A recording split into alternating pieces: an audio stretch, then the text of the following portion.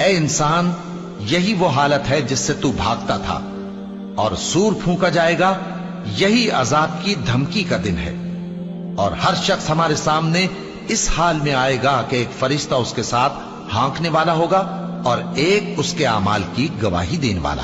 یہ وہ دن ہے کہ اس سے تو غافل ہو رہا تھا، اب ہم نے تجھ پر سے پردہ اٹھا دیا تو آج تیری نگاہ تیز ہے۔